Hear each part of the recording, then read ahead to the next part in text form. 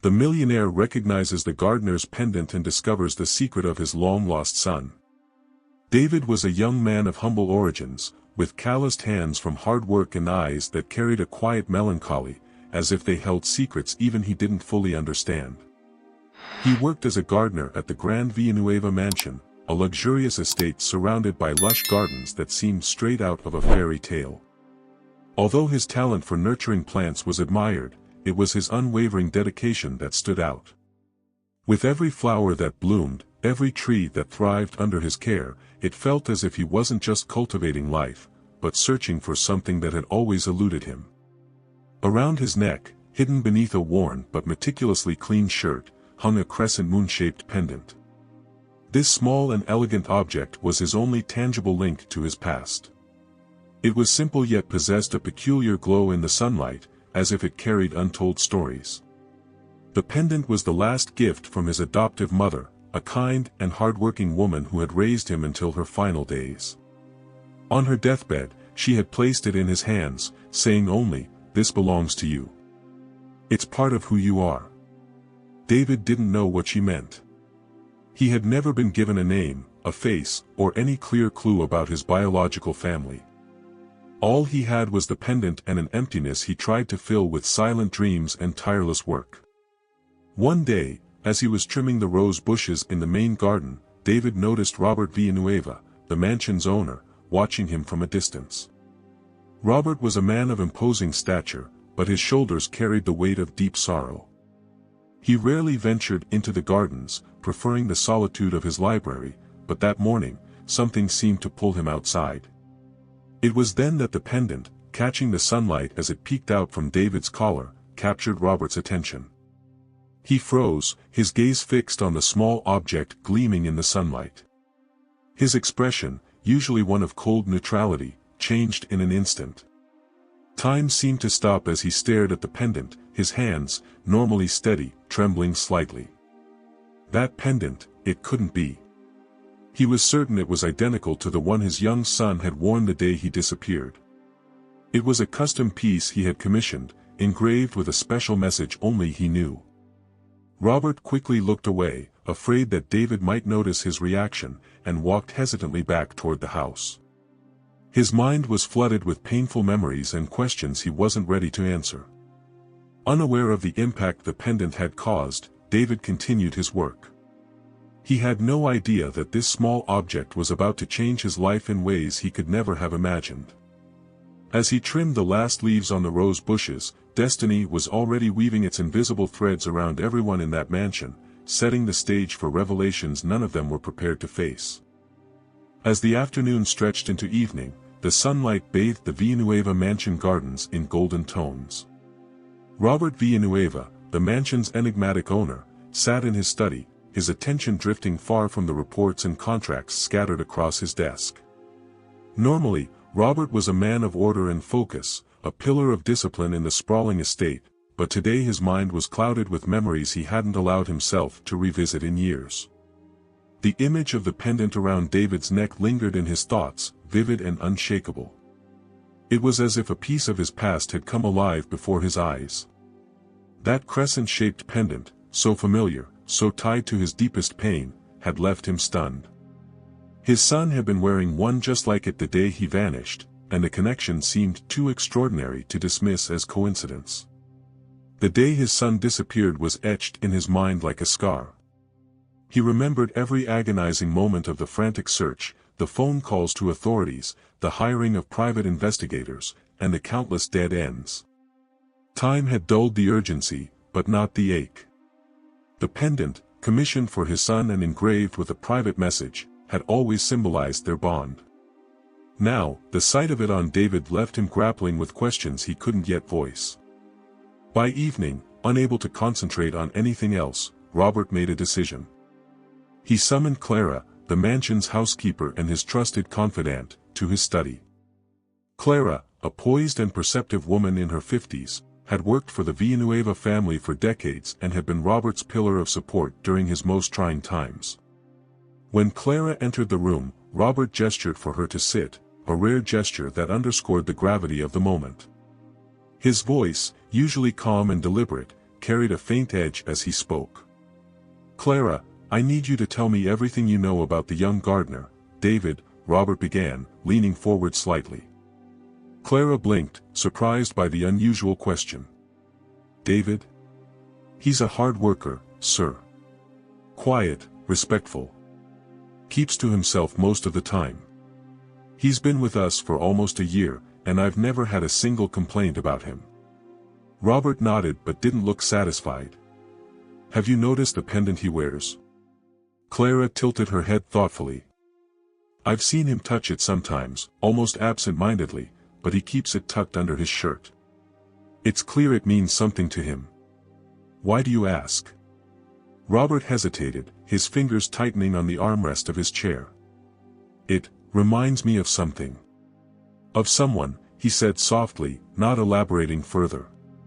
Clara's brow furrowed, sensing the weight behind his words. "Is there something you'd like me to do, sir?" "Yes," Robert said, his tone firming. "I want you to watch him closely. Don't make it obvious, but I need to know more about him. Where he's from. Anything he might mention about his past. And, Clara, keep this between us for now." "Of course, sir," Clara replied, her voice steady despite her curiosity. She stood, nodded respectfully, and left the room, leaving Robert alone with his thoughts.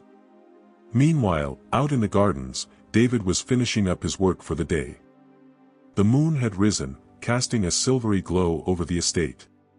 He paused for a moment, taking in the cool night air, his hands still dirty from the soil. His fingers instinctively touched the pendant hanging around his neck. To him, it was a silent connection to his adoptive mother, a link to a past he barely understood but carried close to his heart. Inside the mansion, Robert stood by the large study window, staring out into the gardens. His silhouette was framed by the moonlight, his expression unreadable as he watched David from a distance. For the first time in years, a flicker of hope stirred within him, but it was a fragile hope, laced with uncertainty. The answers he sought were still just out of reach, but the pendant had opened a door he could no longer ignore. The next morning, the Villanueva mansion was alive with its usual bustle. Staff moved through the halls, preparing for the day ahead, while the sunlight filtered through tall windows, painting the walls with soft golden hues. Yet, within the solitude of his private quarters, Robert Villanueva felt none of the mansion's energy. He stood at the edge of his late son's untouched bedroom, the door half open, his hand resting on the polished wood frame as if hesitating to enter. For years, this room had been a sacred space, an untouched shrine to a past he couldn't bear to let go of. Inside, the bed was neatly made with blue linens, and toys sat arranged on shelves, frozen in time. The sight was both comforting and unbearable, a tangible reminder of the child he had lost. As he stepped inside, his gaze fell on the framed photograph on the nightstand. It was of him and his son, taken years ago in the garden where David now worked. His son's small hand clutched Robert's, his other hand resting over the very same crescent-shaped pendant. That image, so innocent and full of life, now felt haunting. Robert sank into the chair by the bed, holding the photo in his hands. He closed his eyes, and the memories surged back, vivid and raw. It had been a sunny afternoon, much like the one before. His son had been playing in the garden while Robert reviewed paperwork nearby. The boy's laughter filled the air as he dashed among the rose bushes, his pendant glinting in the sunlight. Then came the disappearance, sudden, inexplicable, and devastating. One moment, his son was there, and the next, he was gone. The search that followed was relentless but fruitless, leaving Robert with only grief and the crushing guilt that he hadn't been able to protect his child. Now, seeing that same pendant on David had brought it all back, the pain and the questions swirling in his mind. Who was David, really? Where had he come from? And could it be possible, after all these years, that fate had returned his son in the most unexpected way? Determined to find answers, Robert stood and left the room, his resolve firm. He would delve deeper into David's life, no matter what it took. As he walked through the halls, he passed Clara, who had just returned from the gardens. "Sir," Clara began, her tone quiet but intent, "I spoke to David this morning. He mentioned that he grew up in an orphanage but didn't have many details about his parents. He's always worn that pendant," he said, "though he doesn't know where it came from. It was given to him by his adoptive mother before she passed." Robert stopped, her words confirming what he feared and hoped. His chest tightened, a mixture of anguish and anticipation flooding through him. "Thank you, Clara," he replied. "Please continue observing him. I'll handle the rest." That evening, as David worked under the fading sunlight, trimming vines along the mansion's tall hedges, he noticed Robert approaching. It was unusual for the man to venture out into the gardens, and David straightened, wiping his hands on his work pants. "Good evening, sir," David greeted, his voice respectful yet cautious. Robert nodded, his gaze steady but searching. "David, I couldn't help but notice the pendant you wear. May I ask where you got it?" David instinctively touched the crescent moon hanging from his neck, his expression softening. "It belonged to my adoptive mother, sir. She gave it to me before she passed away and told me it was important. She said, it was part of who I am." Robert's breath caught. The words mirrored what he himself had told his son when giving him the pendant all those years ago. His heart pounded, and yet he maintained his composure. "It's a fine piece," Robert said after a pause, his tone measured. "Take good care of it." David nodded, unaware of the storm raging in Robert's mind. As the young gardener returned to his work, Robert lingered, watching him with a mixture of longing and uncertainty. Every instinct told him that the boy before him was more than just a gardener. The pendant wasn't merely a coincidence, it was a link to a truth he couldn't ignore. The days following Robert's conversation with David were a whirlwind of internal conflict for the Villanueva patriarch. Each time he saw David in the gardens, working tirelessly with an innate grace, Robert's conviction grew. The pendant, David's mannerisms, even the faint resemblance to his late wife, all of it felt like pieces of a puzzle clicking into place. But he needed more than intuition, he needed proof. One evening, Robert called Clara into his study. She noticed his unusually restless demeanor as he paced near the grand mahogany desk, the same desk where he had signed countless business deals with an unshakable hand. This time, however, his fingers drummed nervously on the polished surface. "Clara," he began, his voice low but resolute, "I need you to help me arrange something," discreetly. Clara nodded, her brow furrowing. "Of course, sir. What do you need?" "I want a DNA test," Robert said bluntly, turning to face her. "A sample from David and myself. This uncertainty, it's unbearable. If there's even a chance that he's my son, I must know." Clara, ever loyal, didn't question his decision. She simply asked, "And David? Will he agree to it?" Robert sighed, his shoulders sagging slightly. "I'll explain it to him. He deserves the truth, too." The next morning, as David tended to a patch of violets near the mansion's eastern fountain, Robert approached him. This time, he carried no pretense of casual conversation. His expression was serious, and his tone carried a weight that immediately caught David's attention. "David," Robert began, standing a few feet away. "There's something I need to discuss with you. Something important." David straightened, wiping his hands on his work gloves. "Of course, sir. Is everything all right?" Robert hesitated for only a moment. "It's about your pendant. And about you." David's hand instinctively went to the crescent moon pendant, his brows knitting in confusion. "My pendant? What about it?" Robert drew a deep breath, steadying himself. "That pendant. It's identical to one my son wore when he disappeared years ago. You remind me of him, David. And I can't ignore the possibility, however unlikely, that you might be my son." The revelation struck David like a lightning bolt. His eyes widened, and his hands fell to his sides. "Your son?" he echoed, his voice barely above a whisper. Robert stepped closer, his voice softening. I know this must sound overwhelming. But I believe there's a chance. I'd like to do a DNA test. If you agree, it could give us both answers we've been searching for. David hesitated, his thoughts racing. His entire life, he had wondered about his origins, the family he'd never known. The idea that he could be connected to someone, let alone someone like Robert, was both terrifying and thrilling. After a moment, he nodded.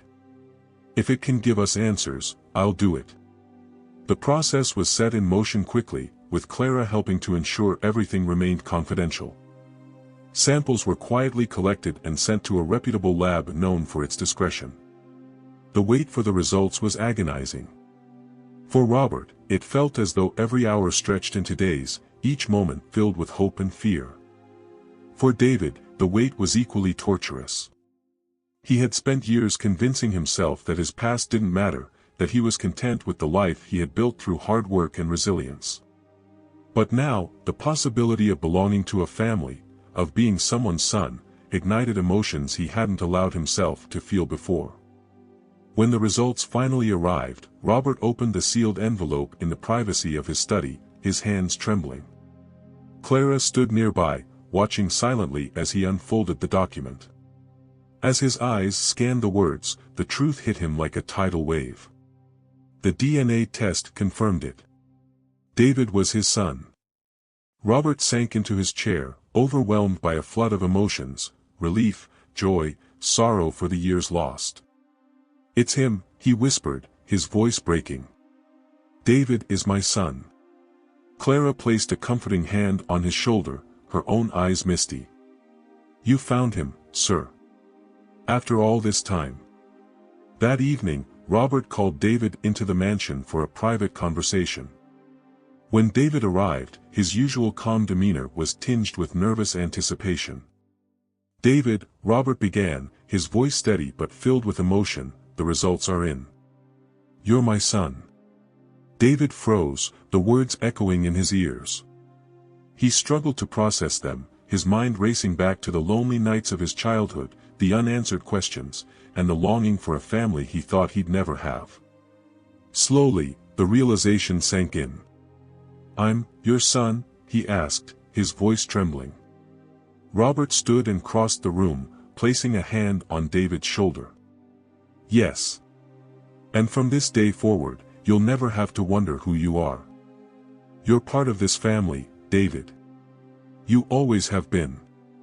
David's eyes filled with tears, and for the first time in years, he allowed himself to cry, not out of sadness, but out of the overwhelming relief of finally finding where he belonged. The days following the DNA revelation were surreal for both Robert and David.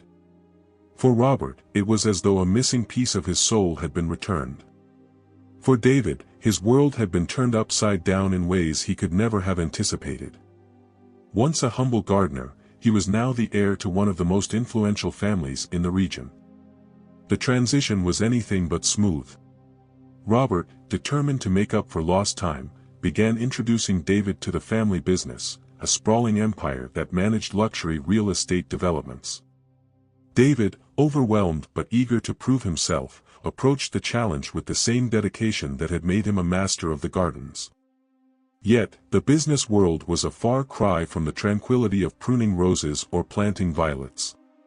One afternoon, as David entered the boardroom for his first meeting, he felt the weight of every gaze on him. The room was filled with executives who had worked for Robert for years. Most were seasoned professionals in tailored suits, their expressions ranging from polite skepticism to barely concealed disdain. This is David Villanueva, Robert announced, his tone carrying authority. My son and heir. He'll be joining us from now on as we shape the future of this company. David offered a polite nod, his palms slightly clammy. He could feel the silent judgment in the room. To them, he was just a gardener thrust into a world he didn't belong in. As the meeting progressed, David stayed quiet, listening intently as complex discussions unfolded. Terms like market expansion and investment yield felt foreign, but he took detailed notes, determined to learn. Yet, he couldn't ignore the occasional sideways glances and whispered comments exchanged among some of the executives. After the meeting, Michael, the mansion's longtime butler, approached David in the hallway. His expression was as cold as ever. "You may have Robert's name now," Michael said, his voice dripping with condescension. "But don't think for a moment that means you belong here. Running an empire isn't like tending a garden. You'll never measure up." David clenched his jaw but refused to rise to the bait. "I've faced challenges my whole life," he replied evenly. "I'm not afraid to face this one." Despite the resistance he faced, David threw himself into learning everything about the business. He spent long hours in the office, studying files, asking questions, and observing how deals were made. Robert, impressed by his determination, began mentoring him personally, sharing insights that only years of experience could provide. But it wasn't just internal politics that challenged David. Sabotage soon reared its head. Victoria, an ambitious former associate of Robert's, saw David as an obstacle to her own aspirations. She conspired with Michael, who resented David's presence, to undermine him. One day, David was tasked with leading a presentation to a group of potential investors, a major opportunity to prove himself. Victoria, seizing the chance to sabotage him, ensured that key documents were accidentally removed from his presentation materials. When the meeting began, David quickly realized that critical data was missing. Panic threatened to take over, but he drew a deep breath, channeling the calm focus he had mastered as a gardener. Using his memory and the knowledge he had painstakingly acquired, he improvised. "As you can see," David said confidently, pointing to the incomplete slides, "our developments aren't just about luxury, they're about creating spaces where people can thrive, much like I've seen firsthand in the gardens of my family's estate. Each project is crafted with care and precision, just like nurturing a rose to full bloom." The analogy surprised the investors, drawing smiles and nods of approval. Despite the missing documents, David's sincerity and resourcefulness left a strong impression. When the meeting ended, the investors expressed their interest in partnering with the Villanueva company. Later, when Robert learned of the incident, he confronted Victoria and Michael. Clara, ever watchful, had uncovered their plot and presented evidence of their sabotage. Furious, Robert made it clear that their disloyalty would not be tolerated. Victoria was removed from her position, and Michael was demoted to a less influential role in the household staff. David's triumph in the presentation became a turning point. The skepticism among the executives began to fade as they saw his potential and resilience. Slowly but surely, David earned their respect, not because he was Robert's son, but because he proved himself capable in his own right. In the weeks that followed, David's confidence grew. He still faced challenges, adjusting to a world so different from what he had known, but he embraced them with the same determination that had carried him through life's hardships.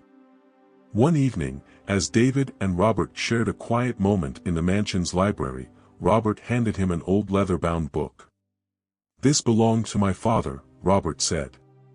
"It's about leadership, not just in business, but in life. I think you'll find it helpful." David accepted the book with a smile. "Thank you for everything." Robert placed a hand on his shoulder, his voice filled with pride. "I should be the one thanking you, David. You've brought this family back to life." As David opened the book later that night, he couldn't help but reflect on how far he had come, from a gardener with no ties to his past, to a son who had found his place in the world. Despite his growing confidence in the progress he was making, David was still navigating treacherous waters. The Villanueva empire, though successful, was rife with hidden rivalries and schemes. The fallout from Victoria's and Michael's attempted sabotage lingered, and not everyone had embraced David's new role. There were those who saw him as an outsider, a threat to their own positions, or simply unworthy of the legacy he had inherited. One evening, as the mansion buzzed with preparations for a high-profile charity gala hosted by the Villanueva family, Michael lurked in the shadows of the grand hall, quietly observing David. Though demoted from his position of influence, Michael's bitterness remained unchecked. His alliance with Victoria had crumbled after her dismissal, but his resentment toward David only grew stronger. "He doesn't belong here," Michael muttered to himself, his eyes narrowing as he watched David converse easily with some of the guests. The gala was a critical event for the Villanueva brand. It brought together business leaders, politicians, and influential figures, all under one roof. Robert had given David the responsibility of presenting a new philanthropic initiative, a program aimed at revitalizing urban green spaces across the country.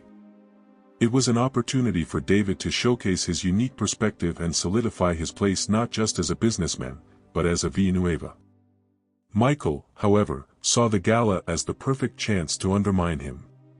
He slipped away from the bustling crowd, making his way to the study where David's presentation materials were kept.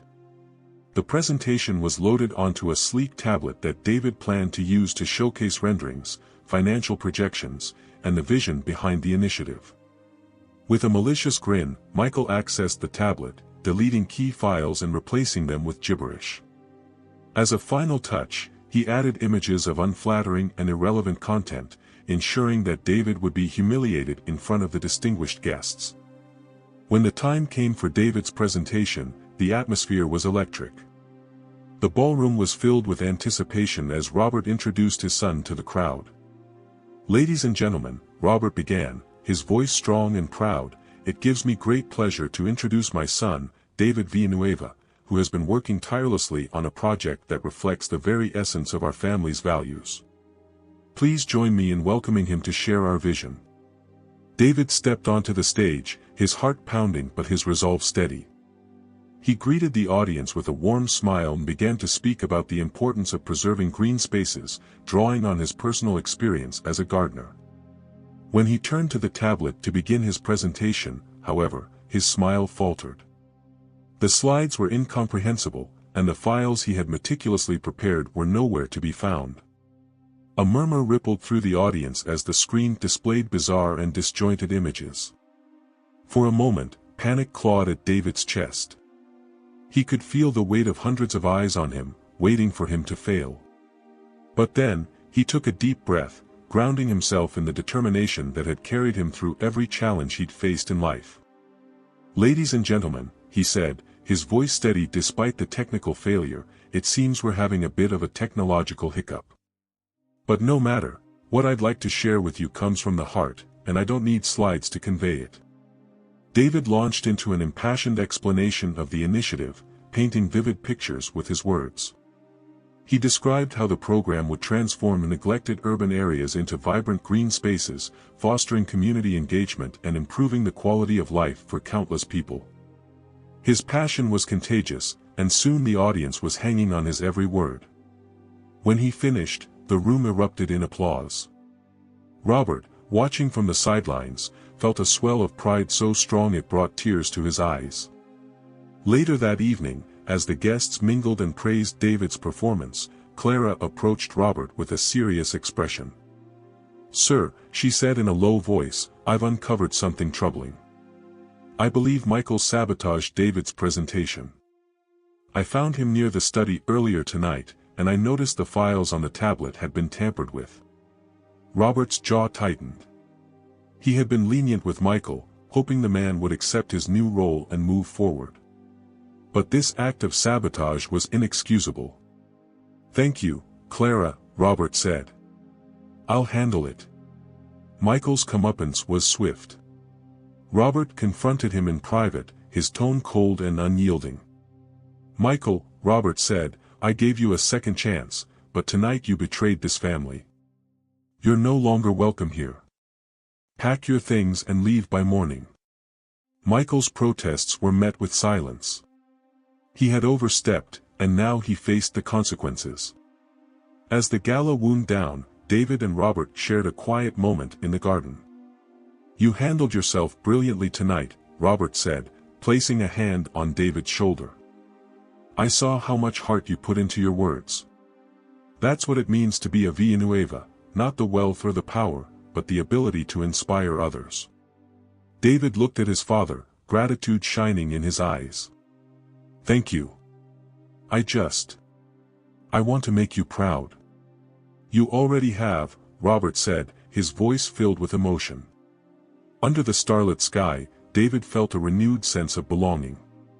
He had faced sabotage and risen above it, proving to himself and everyone else that he wasn't just the son of Robert Villanueva, he was a Villanueva in his own right. The morning after the gala, the Villanueva mansion was abuzz with murmurs about the previous night's events. David's improvised presentation had impressed even the most skeptical attendees, but beneath the surface, the air was thick with tension. Michael's dismissal had left a void, and whispers of his sabotage began circulating among the staff. David, however, wasn't focused on the gossip. Instead, he was poring over new plans in the study, determined to keep the momentum going for the Green Spaces initiative. He felt the pressure of proving himself to both his father and the wider business world, but for the first time, he felt he had a purpose beyond tending gardens. While David worked, Robert sat in his office reviewing reports. A knock at the door interrupted him, and when he looked up, he saw Charles Navarro, one of the company's senior board members, entering the room. Charles was a sharp-dressed man with a commanding presence and a reputation for speaking his mind, often without regard for diplomacy.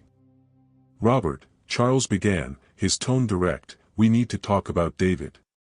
Robert's expression didn't change, but his grip on his pen tightened. "What about him?" "I'm sure you've heard the murmurs," Charles said, taking a seat across from Robert. "The board is concerned.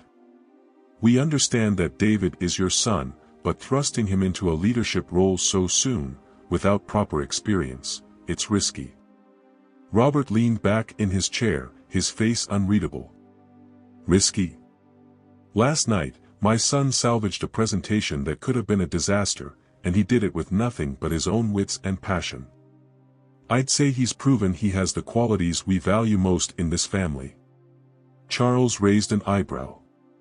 "A good performance, yes. But we can't ignore the fact that he lacks the training and expertise required to navigate the complexities of this business. There are concerns about his credibility, and frankly, some board members are questioning whether his involvement is more of a liability than an asset."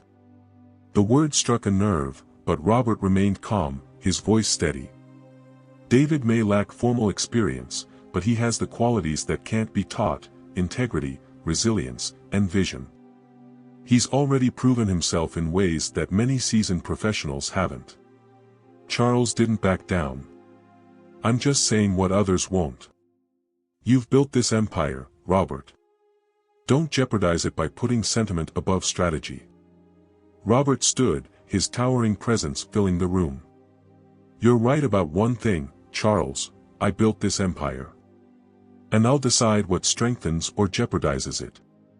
My son is not here because of sentiment. He's here because he earned his place. Now, if the board has concerns, they can bring them to me directly. Until then, I won't tolerate baseless doubt about his capabilities." Charles hesitated, clearly not expecting such a firm response. Finally, he nodded and left the room, leaving Robert alone with his thoughts. Later that day, Robert joined David in the study. The young man was deep in thought, reviewing budgets and brainstorming ideas. "Hard at work, I see," Robert said, his tone lighter than it had been earlier. David looked up, offering a small smile. "Trying to stay ahead. There's a lot to learn." Robert sat across from him, a glimmer of pride in his eyes. "You're doing more than just learning. You're leading. And you're doing it with grace under fire, something many people never master." David's expression softened. "Thank you, but I know not everyone sees it that way. I heard some of the murmurs. Not everyone thinks I belong here." Robert leaned forward, his voice steady and filled with conviction.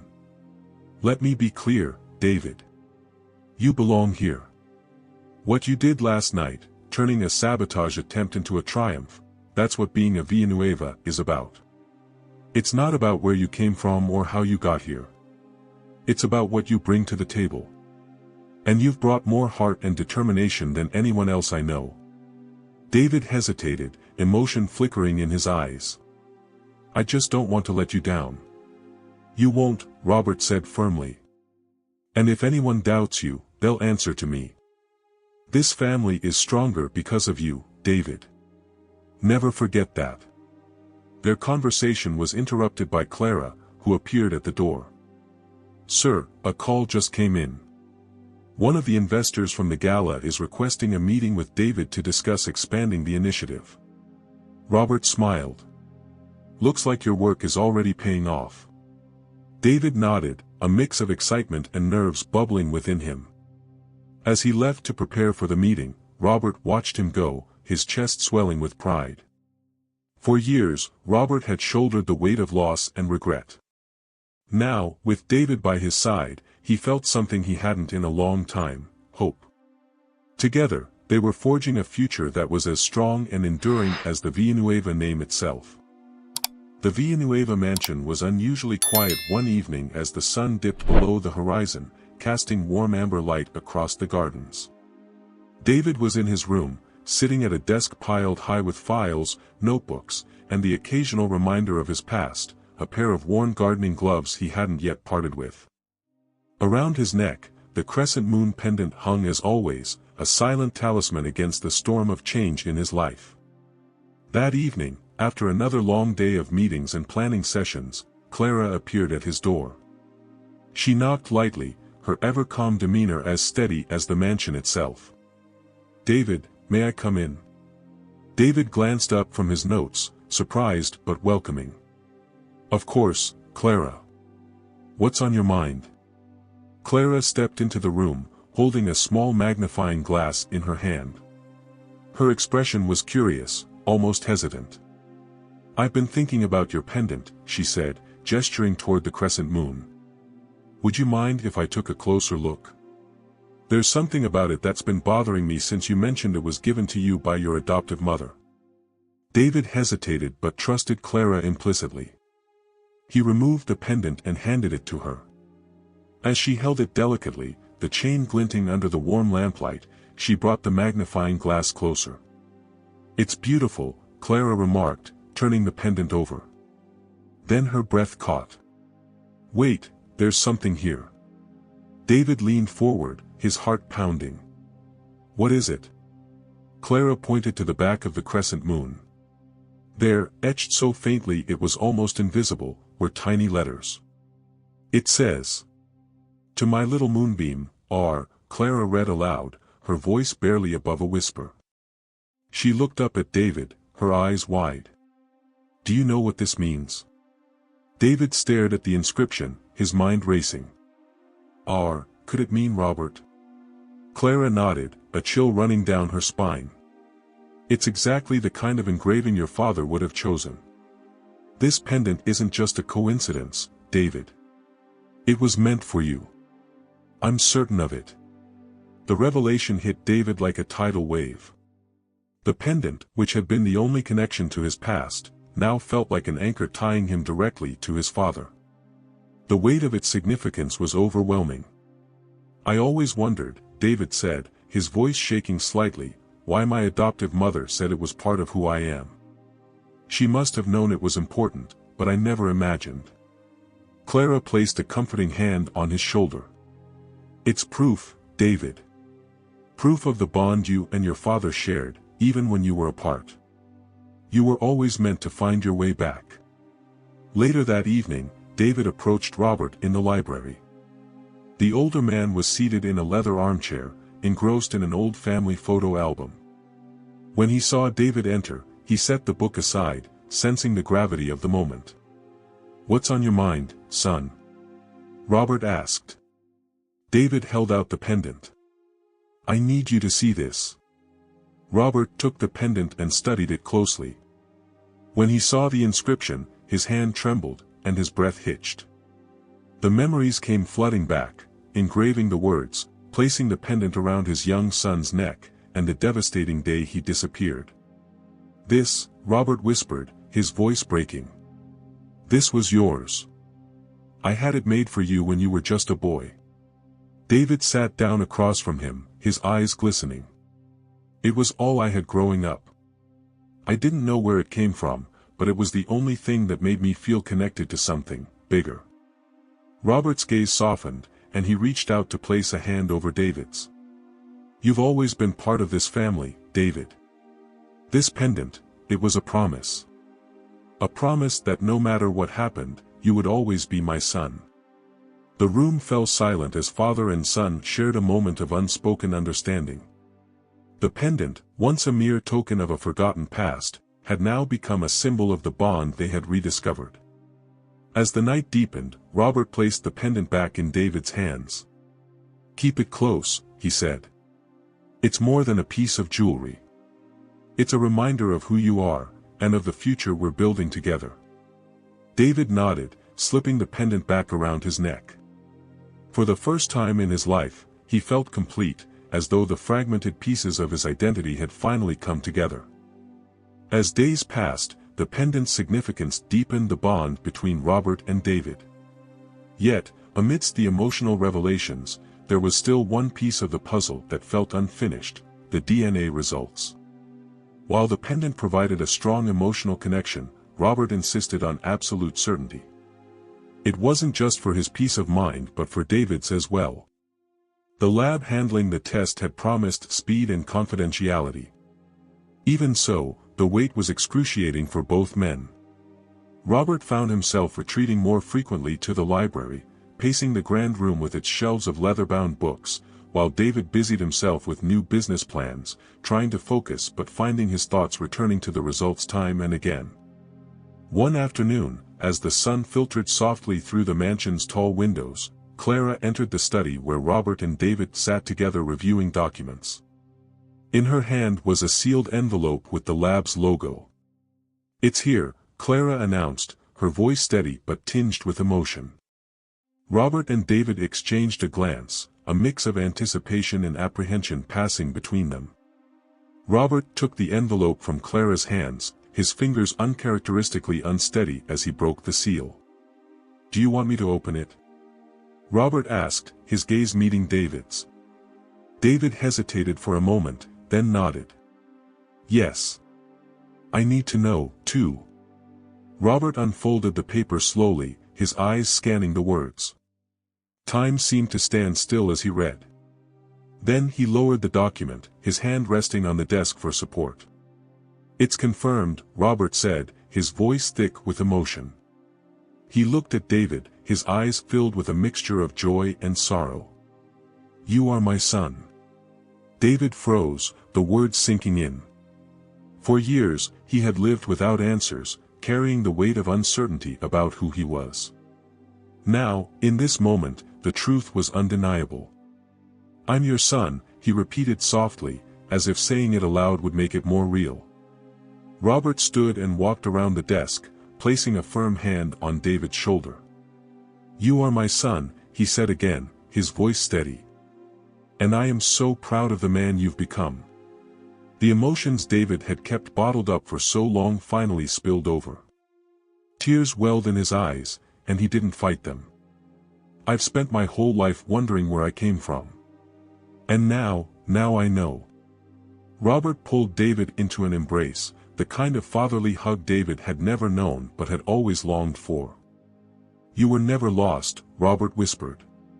"You just had to find your way back." Clara, standing quietly to the side, wiped away a tear. She had watched Robert grieve for years, and now she bore witness to his healing. As the moment settled, Robert pulled back and looked at David with a renewed determination. "This changes everything," he said. "It's time the world knows the truth. You're not just my son, you're a Villanueva." Later that evening, the two men sat together in the mansion's library, the DNA test results resting on the table between them. They spoke long into the night, sharing stories of their pasts, their struggles, and their hopes for the future. "I know this won't be easy," David admitted. "I'm not just stepping into a family, I'm stepping into a legacy." Robert nodded, a smile playing at the corners of his lips. "You're right. It won't be easy. But I'll be here every step of the way." "You're not alone anymore, David." For the first time in his life, David felt the weight of belonging. The journey that had begun with a crescent-shaped pendant and years of uncertainty now had clarity. He wasn't just the gardener, or the boy from the orphanage. He was David Villanueva, and his story was just beginning. In the days following the DNA confirmation, the air around the Villanueva estate seemed lighter, as if the long-held tension of unanswered questions had finally eased. For Robert, the weight of decades of loss had been lifted. For David, the knowledge of his true identity gave him a sense of belonging he had never felt before. But the revelation of David's lineage brought new challenges. The time had come to share the truth with the world. Robert called for a family meeting in the mansion's grand drawing room, a space reserved for only the most important occasions. The staff buzzed with whispers, wondering what the gathering could mean. Clara, as always, ensured that everything was in perfect order before joining the others in the room. David entered, nervous but resolute, and took a seat next to Robert. His father rested a reassuring hand on his shoulder. "This meeting isn't just about family," Robert began, his voice steady and clear. "It's about the truth. And it's about the future." He looked at David and gave him an encouraging nod. David stood, his hands clasped together, and faced the room filled with the Villanueva family and their closest associates. "Many of you know me as the gardener," he began, his voice calm but firm. "It's a role I've been proud to hold. But the truth is, I'm also Robert's son." Gasps rippled through the room. Some faces showed shock, others skepticism. Among them, David noticed a cousin, Isabel, who had always been ambitious and sharp-tongued, narrowing her eyes in suspicion. Robert stood, commanding attention with his imposing presence. "David is my son," he confirmed. "The DNA results prove it, but more than that, I know it in my heart. He is a Villanueva, and he will take his rightful place in this family." A tense silence followed before Isabel spoke, her tone laced with challenge. "Forgive me, Uncle Robert, but this seems sudden. How can we be certain? And even if it's true, does David have the experience to represent our name and legacy?" David felt the weight of her words, but before he could speak, Robert stepped forward. "Experience can be earned. But character, true character, is rare. David has proven his strength, resilience, and integrity time and again. If anyone in this room doubts him, they should speak to me directly." The room fell quiet again, but the tension lingered. Clara stepped forward, her calm demeanor breaking through the unease. "I've known David since he first came to this estate," she said. "I've watched him work tirelessly, not just to maintain the gardens but to better himself. He has always carried himself with dignity, long before he knew of his connection to this family. If anyone deserves this place, it's him." David smiled at Clara, deeply moved by her words. He then took a deep breath and addressed the room again. "I understand that this is a lot to take in. I've spent my whole life wondering where I came from. Now that I know, I don't take it lightly. I'm ready to learn, to grow, and to honor the Villanueva name. But I also understand if it will take time for me to earn your trust." Isabel, still skeptical but visibly softened by David's humility, nodded. "Time will tell," she said, her tone less biting than before. Robert ended the meeting with a firm declaration. "David is part of this family. That's not up for debate. What's up to all of us is how we move forward, together." Later that evening, as the staff cleared the room, Robert and David sat together on the mansion's terrace, overlooking the moonlit gardens. "You handled yourself well," Robert said, his voice filled with pride. "Thank you," David replied. "I know it won't be easy to win everyone over. But I'm willing to put in the work." Robert smiled, his eyes reflecting the same determination he saw in David. "You're a Villanueva, David. You've already proven yourself to me. The rest will come in time." As the night deepened, father and son shared a quiet moment, their bond stronger than ever. They knew the path ahead would be challenging, but together, they were ready to face whatever came next. The announcement of David's identity had sent ripples through the Villanueva family and their vast social network. While some embraced the revelation with genuine warmth, others remained skeptical or indifferent. For David, the transition from gardener to heir was a monumental shift, but he approached it with humility and determination, eager to prove himself not through birthright alone, but through his actions. Robert wasted no time integrating David into the family's operations. He arranged for private lessons on business strategy, finance, and public relations to help David navigate the complexities of their empire. David, ever diligent, spent his days learning and his nights reflecting on his journey, often seeking solace in the gardens where he had once worked. One morning, Robert took David to the company's headquarters, a sleek, modern building that towered over the city. As they walked through the glass doors, employees glanced curiously at David, whispering quietly. The news of his identity had spread like wildfire, and his presence in the office was met with both intrigue and doubt. Inside the boardroom, the senior leadership team awaited their arrival. Robert introduced David formally, his voice steady and commanding. "David will be shadowing me for the next several months," Robert said. "I want him to learn every aspect of this business, from the ground up. He's not just my son, he's the future of this company." Some of the executives nodded politely, while others exchanged skeptical glances. One of them, a shrewd man named Victor Perez, cleared his throat. "With all due respect, Mr. Villanueva," Victor began, his tone measured, "it's clear David has much to learn. But this is a high-stakes environment. Are you certain he's ready to step into such a role?" Robert's gaze hardened. "David is more than capable. He's already proven his character and determination. Experience can be gained, but the qualities he possesses are invaluable." David, sensing an opportunity to speak for himself, stood. "Mr. Perez, I understand your concerns," he said, his voice calm but confident. "I don't expect to be handed anything. I'm here to learn, to earn your trust, and to contribute to this company in meaningful ways. I may not have the experience yet, but I'm ready to work for it." Victor nodded, his expression softening slightly. "Fair enough. Let's see what you've got." After the meeting, Robert turned to David as they walked down the hallway. "You handled that well," he said. "You'll find that earning respect in this world is a marathon, not a sprint." David smiled faintly. "I'm used to marathons. I think I'll be all right." But the challenges extended beyond the boardroom.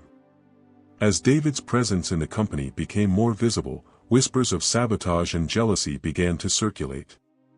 A rival company, eager to exploit the uncertainty surrounding David's role, began spreading rumors about his legitimacy, questioning whether he was truly Robert's son or a fraud looking to seize the Villanueva fortune.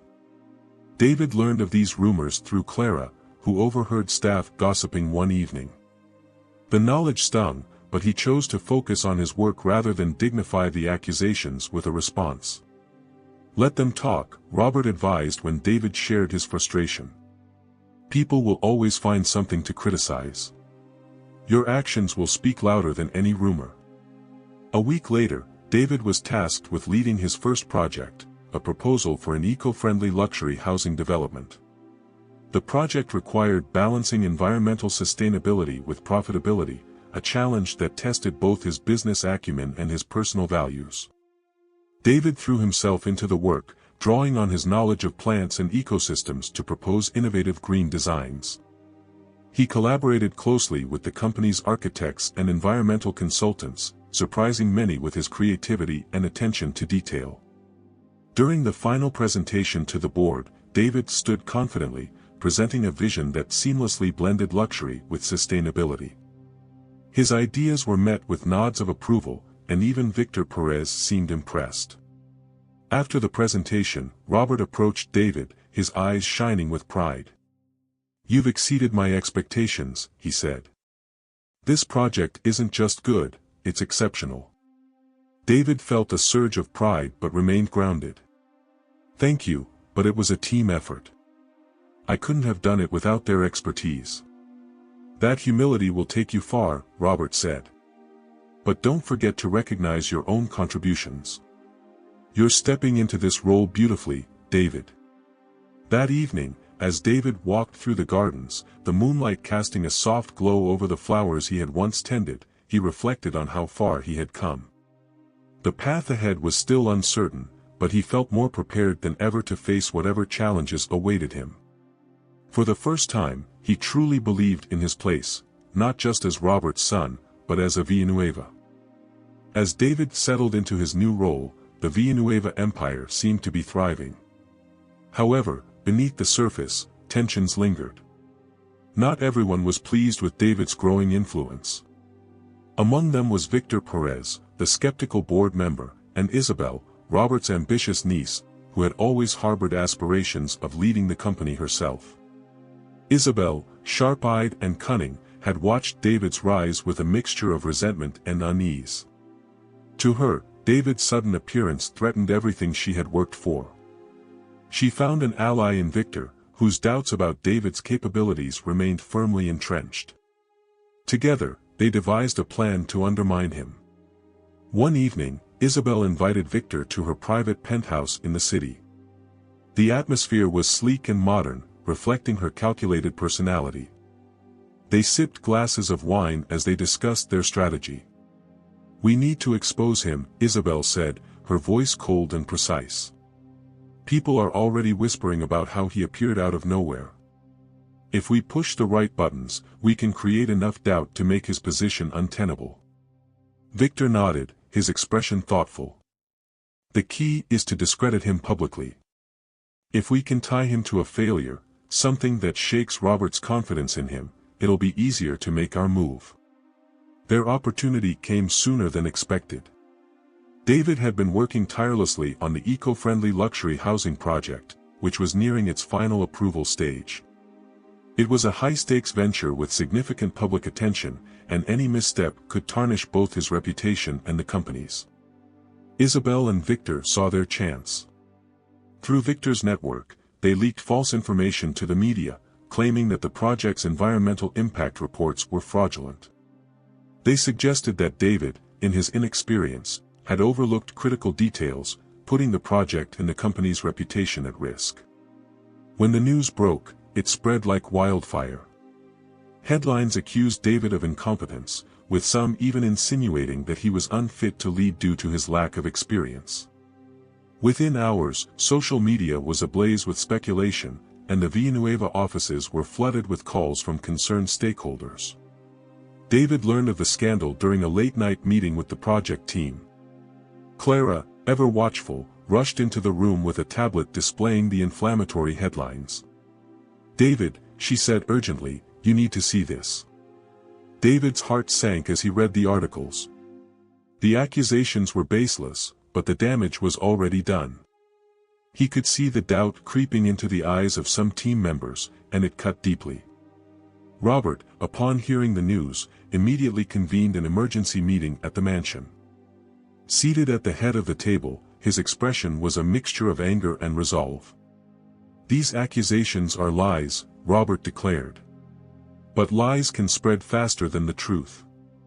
We need to act quickly to protect this project and the family's reputation." David, though shaken, stood firm. "I'll handle this, Father. I know the reports are accurate, and I'll prove it. But first, we need to find out who's behind this." Clara, who had been quietly listening, cleared her throat. "I might have a lead. Earlier today, I noticed Isabel meeting with Victor in the city. It could be nothing, but their timing seems suspicious." Robert's eyes darkened. "If they've had a hand in this, they'll regret it."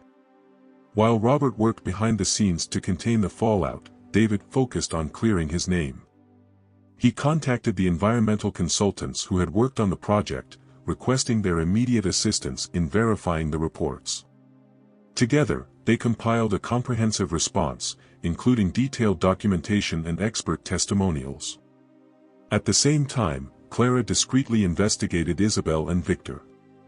Using her connections within the staff, she discovered encrypted emails exchanged between the two, outlining their plan to discredit David. Clara presented the evidence to Robert, who was livid but controlled. "We'll address them soon," Robert said. "But first, David needs to see this through." A week later, David held a press conference to address the allegations. Standing at a podium, flanked by the project's lead consultants, he spoke with clarity and conviction. "These accusations are unfounded," David began. "The Villanueva name stands for integrity, and I am here to uphold that legacy. Our environmental reports have been thoroughly vetted, and I have full confidence in the validity of our work." He then presented the documentation, carefully walking the press through the data. By the end of the conference, the narrative had shifted. Journalists began questioning the sources of the initial rumors, and public sentiment slowly turned in David's favor. That evening, back at the mansion, Robert called a private family meeting.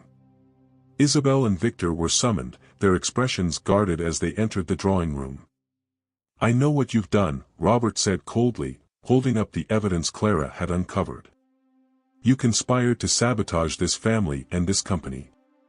Your actions are not only disgraceful, they're unforgivable." Isabel's face paled, and Victor looked down, his confidence evaporating. "You're both finished here," Robert continued. "Effective immediately, Isabel, your shares in the company will be frozen. Victor, you're relieved of your position on the board. And if either of you dares to retaliate, I'll ensure you face the full consequences of your actions." As they left in silence, David turned to Robert, his face a mixture of relief and gratitude. "You didn't have to defend me like that," David said.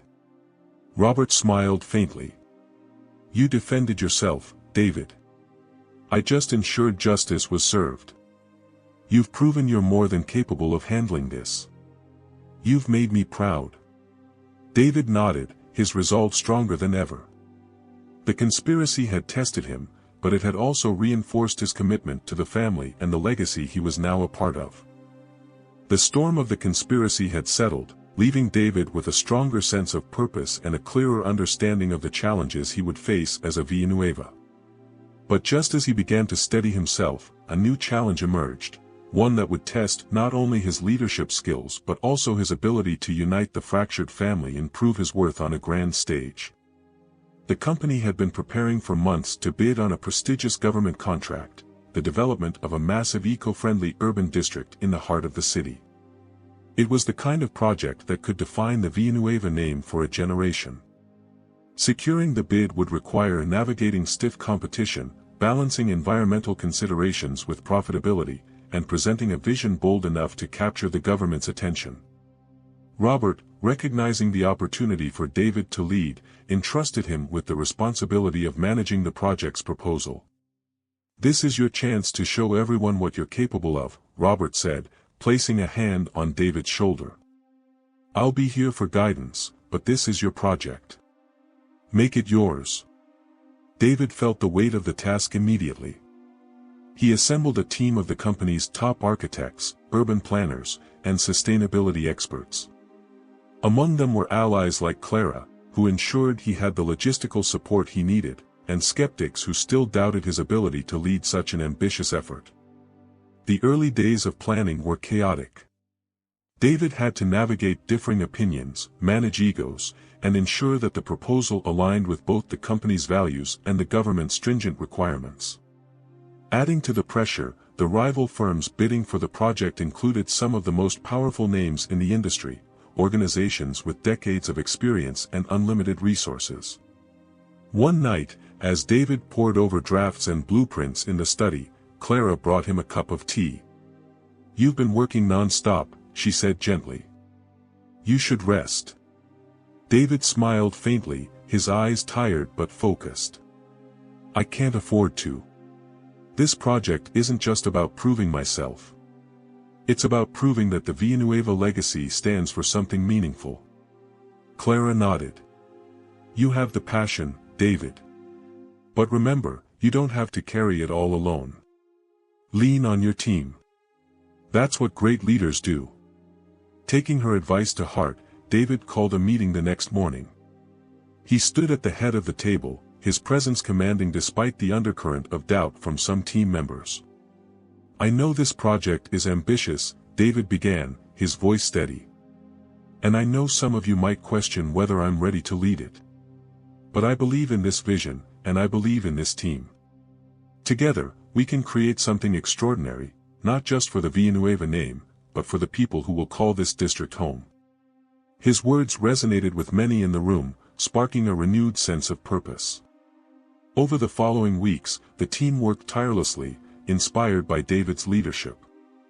They crafted a proposal that combined cutting-edge green technology with elegant urban design, emphasizing community spaces, energy efficiency, and sustainable materials. But the road wasn't without obstacles. Midway through the process, one of the architects discovered that a key supplier for their sustainable materials had withdrawn, citing logistical issues.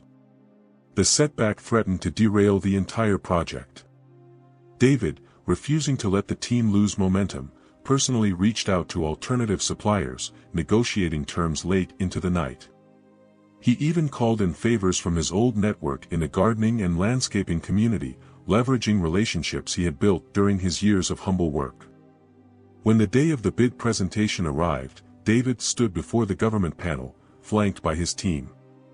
The rival firms had delivered impressive pitches, showcasing glossy renderings and polished statistics. David knew their resources dwarfed his own, but he also knew he had something they didn't: authenticity. He began the presentation by sharing a personal story about his connection to nature, speaking from the heart about how he had spent years cultivating gardens and witnessing the transformative power of green spaces. "This project isn't just about buildings," David said, his voice filled with conviction. "It's about creating a place where people can thrive, a district that breathes life into the city, where families can grow, and where sustainability isn't just an idea, but a way of living."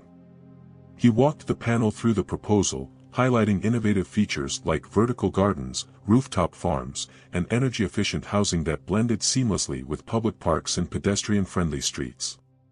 His passion was palpable, and by the time he finished, the room was silent, a testament to the impact of his words. A week later, the government announced its decision: the Villanueva company had won the bid. The news was met with a mixture of celebration and shock, as few had expected David to emerge victorious against such formidable competition. At the mansion that evening, Robert gathered the family and senior staff to toast David's success. "You've done something extraordinary," Robert said, raising his glass. "This project will define not just our company, but our family. And it's all because of your vision and perseverance." David, though proud, remained humble. "It was a team effort," he said. "And I'm grateful for everyone who believed in this project, even when it seemed impossible." As the celebration continued, David stepped outside into the gardens. Under the soft glow of the moon, he reflected on how far he had come, from a gardener with no roots to a leader shaping the future of a legacy. He knew the road ahead would be filled with challenges, but for the first time, he felt truly prepared to meet them. David's success with the Urban Eco-District project solidified his place in the Villanueva empire. His authenticity and dedication won over many skeptics within the company, but not everyone was ready to accept his rise. Isabel and Victor, disgraced by their failed conspiracy, had been quietly removed from their positions, yet their resentment festered. In the weeks following David's triumph, whispers of their scheming resurfaced. Clara, ever vigilant, noticed Isabel and Victor meeting privately with representatives from a rival firm, Reyes Enterprises. Known for their aggressive tactics, Reyes Enterprises had long envied the Villanueva family's success. Clara suspected they were plotting a new attack, one that could threaten not only David's position but the entire company. Clara brought her concerns to Robert, who listened intently. "We can't let this fester," Robert said firmly. "If they're colluding with Reyes, we need to uncover their plans before they can act." Meanwhile, David, unaware of the brewing plot, was focused on overseeing the initial stages of the Eco-District project. He had built strong alliances with the architects and city officials, ensuring the vision he had presented was being realized. His dedication was earning him respect, but his busy schedule also made him a prime target. The break in the case came when Clara discovered an encrypted email sent from Victor to a senior executive at Reyes Enterprises. With the help of a trusted IT specialist, Clara decrypted the message, revealing their scheme. Victor and Isabel planned to sabotage the eco-district project by spreading false claims about safety violations, aiming to have the government revoke the contract. Reyes Enterprises would then swoop in as the solution, gaining the contract and tarnishing the Villanueva name. Robert and Clara immediately informed David, who was stunned but resolute. "They won't get away with this," David said, his voice firm. "But we need to be strategic. If we expose them publicly, we can't leave any room for doubt." The Villanuevas worked together to build an airtight case. Clara gathered more evidence, including intercepted communications and testimonies from employees coerced by Victor and Isabel. Robert reached out to his contacts in the legal and media worlds, preparing to counter any false narratives. David, determined to take the lead, scheduled a press conference. On the day of the event, the media gathered at the Villanueva company's headquarters. Reporters buzzed with speculation, their cameras trained on the stage where David stood, flanked by Robert and Clara. David began, his voice steady and commanding. "In recent weeks, we have uncovered a deliberate and malicious attempt to undermine the integrity of our company and the eco-district project," he said. "The individuals responsible sought to spread false information, jeopardize the livelihoods of countless people, and betray the trust of the community." He presented the evidence systematically, revealing emails, documents, and witness statements that exposed Victor and Isabel's conspiracy with Reyes Enterprises. The crowd gasped as the full extent of the scheme was laid bare. "We will not tolerate actions that threaten the values of this company or the well-being of the people we serve," David continued. "The Villanueva family stands for integrity, and we will pursue every legal avenue to ensure justice is served." As the press conference ended, the story dominated the news cycle. Public opinion swiftly turned against Victor, Isabel, and Reyes Enterprises, with headlines condemning their actions. Isabel and Victor, cornered and disgraced, issued statements denying involvement, but their credibility was irreparably damaged. The legal team Robert had assembled filed lawsuits against both them and Reyes Enterprises, ensuring they faced financial and reputational ruin. In the days that followed, David received an outpouring of support from colleagues, city officials, and the public. The eco-district project continued uninterrupted, and its success became a symbol of resilience and integrity. One evening, as David and Robert sat in the library, Robert handed him a glass of whiskey.